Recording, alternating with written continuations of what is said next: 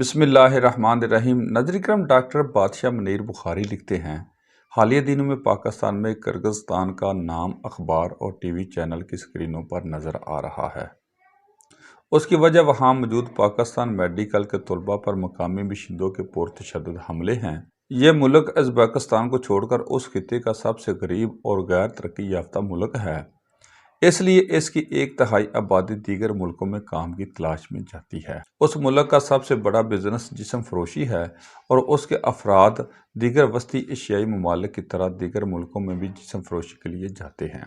لیکن حیرت کی بات یہ ہے کہ گزشتہ 1-2 دہائیوں میں اچانک پاکستان، انڈیا، بنگلہ دیش، مصر اور دیگر ترقی پذیر ممالک سے ہزاروں کی تعداد میں میڈیکل کے طلباء نے اس ملک کا رخ کرنا شروع کر دیا ہے، اور یہاں بڑی تعداد میں میڈیکل یونیورسٹیوں کے 5 سے لے کر 15 کیمپس ہیں۔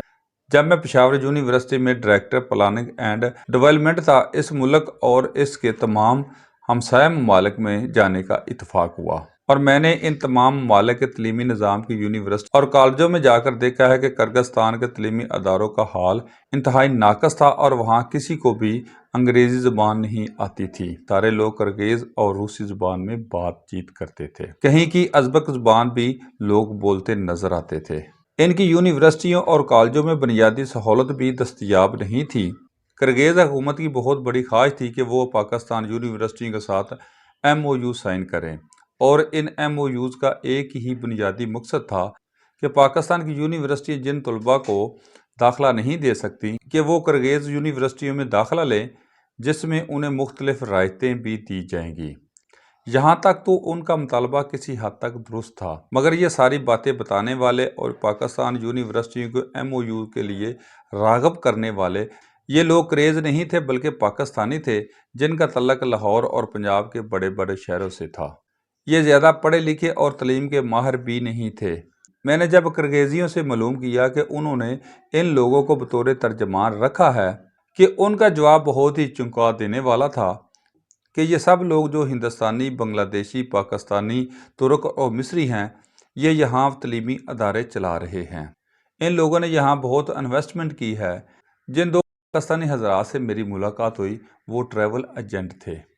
اس دور میں جو پیمفلٹ انہوں نے وہاں مجھے دیے تو وہ لاہور سے چھپ کر گئے تھے، جن کو پڑھ کر حیرت ہوئی تھی کہ وہاں میڈیکل داخلے کی شرائط صرف 12 برس کی تعلیم تھی اور کوئی دوسری شرط نہیں تھی، اور ان پر لکھا ہوا تھا کہ طالب علموں کو 100% یقینی 5 برس میں MD کی ڈگری دی جائے گی، جن کو وہی ادارے پاکستان کے میڈیکل اینڈ ڈینٹل کے کونسل سے پاس کرنے کی ذمہ داری بھی لے رہے ہیں۔ ایسا دنیا میں شاید کہیں ہوتا ہوگا۔ میں جس یونیورسٹی میں گیا تھا اس کا میڈیکل تعلیم سے کچھ لینا دینا نہیں تھا، اس لیے میں نے اس وقت زیادہ خریدنے کی کوشش نہیں کی، لیکن وہاں موجود جو ایجنٹ تھے انہوں نے بار آفر کی، جو طلباء آپ کے توسط سے آئیں گے اس کی آپ کو معقول کمیشن دیں گے، آپ وہاں ہمارے نمائندے بن جائیں، جن پر ہم نے ہنس کر ان کو ٹال دیا تھا۔ بشکیک میں ایک مخصوص جگہ پر بہت زیادہ تعداد میں ہاسٹل تیار ہوئے تھے، جن میں ہزاروں کی تعداد میں طلباء رہائش پذیر تھے، اور ان علاقوں کا انتظام پاکستانی، زیادہ تر ہندوستانی لوگوں کے ہاتھوں میں تھا۔ اس علاقہ میں جا کر ایسا لگتا تھا کہ جیسا بندہ پاکستان آ گیا ہو اور لاہور یا راولپنڈی میں گھوم رہا ہو۔ لیکن ایک فرق تھا، سینکڑوں کی تعداد میں کرغیز اور ازبک جسم فروش عورتیں ہر جگہ آپ کا پیچھا کرتی تھیں، اور چند 100 پاکستانی روپوں کی عوض جسم فروشی کی پیشکش کرتی تھیں۔ اس ماحول اور صورتحال کو دیکھ کر ہم نے وہاں 10-15 منٹ سے زیادہ وقت نہیں گزارا، اور وہاں سے بخیر و عافیت رخصتی کو غنیمت جان کر اپنے ہوٹل کا رخ کیا۔ جن چند پاکستانی طالب علموں سے وہاں بات چیت ہوئی، ان سب کا کہنا تھا پڑھائی اور پریکٹس نام کی کوئی چیز نہیں، مگر سب طالب علم لازمی پاس ہوتے ہیں اور بہتر گریڈ کے اضافی پیسے دینے پڑتے ہیں۔